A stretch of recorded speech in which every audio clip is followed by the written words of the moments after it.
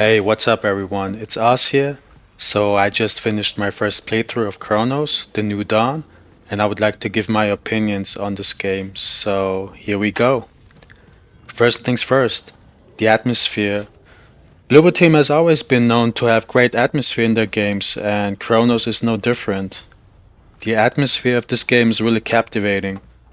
All of the areas in this game are really well made and just fun to explore in my opinion, looking for resources and weapons while dealing with hordes of enemies.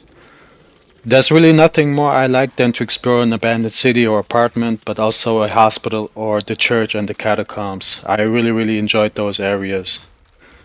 Moving on to the next point, the combat. I've seen a lot of reviews and posts on the internet, and this is where my opinion might differ from a lot of people. I really like the combat in this game and the fact that you can't dodge and have to play the game in a much more, I would say, cautious and strategic way made it so much more fun to me. The charge up shots are really the key for successful encounters, otherwise you might have a hard time throughout the whole game. I really think this is where the player base is split. Some people call it easy and some call it impossible to beat. I'm of the camp that I definitely think this game is more challenging than, let's say, Resident Evil 2 and 4 remakes on hardest difficulties, simply because you don't get an abundance of ammo like in those games, and also you need to rely heavily on the environment, mainly the explosive barrels for effective encounters. If you do that, I think you will go through this game pretty easily. Now moving on to the enemies. While this game offers different enemy types and the fact that they can merge into harder enemies, I still think that they all kind of feel very samey at the end of the day.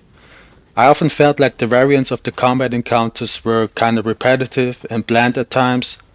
I think there is a simple solution for the future games, adding body dismemberment. When I play Resident Evil 2 Remake or Resident Evil 4 Remake and Dead Space, there's nothing more satisfying than to cut off limbs in Dead Space and blowing up a Ganado's head in Resident Evil 4 Remake. If Cronos had those extra layers of gameplay elements, it most likely would have been received way better than it already has. This is why I personally can't really give this game a 10 out of 10 like I do with RE4 Remake or Dead Space. I really hope Bloober Team improves on these aspects for the upcoming games, because I feel like everything else they already have it down to a T. This is really the only area where they still have room to improve. So next up is the boss fights. I think for the most part I thought the boss fights were pretty easy, except maybe the last one against the Pathfinder. I definitely enjoyed the challenge in that one, and it really felt satisfying to beat him because I actually died quite a few times.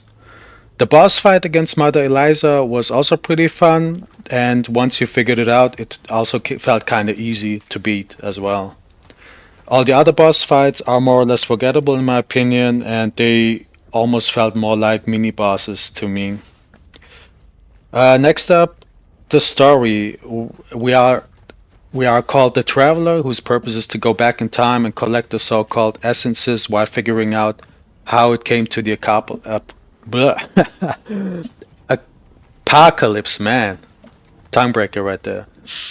I admit that I usually don't care too much about the story or lore in survival horror games because my main enjoyment always came from the gameplay and exploration first. One thing I personally don't like is to have to read through pages and pages of notes. I've never really been a fan of that in any game, so yeah, that was kind of like a minus for me. That's why after the first couple of notes I just glazed through them really. The cutscenes were pretty cool all in all, and I can't really complain about them. I think they also give a great tell on the story overall. And one more thing I like to say, while I generally don't mind long games, I definitely think this game felt padded at times with unnecessary long segments, like using the gravity platforms to move between areas. While the idea was kinda cool, it felt more like a chore after jumping around enough times.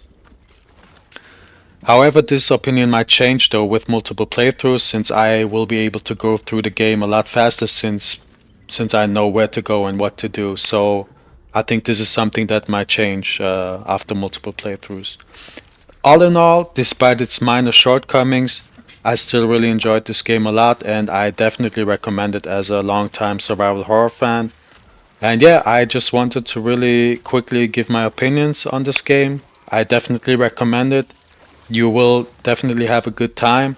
Just don't expect the quality, especially when it comes to combat. Don't expect the quality of, let's say, Dead Space or Resident Evil 4 Remake. Like, it's definitely a step or two behind those. But overall, I still highly recommend it, and I really had a good time with it.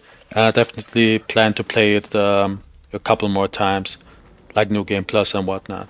So yeah, that's basically my take. And yeah, thanks for watching, and see you next time. Take care.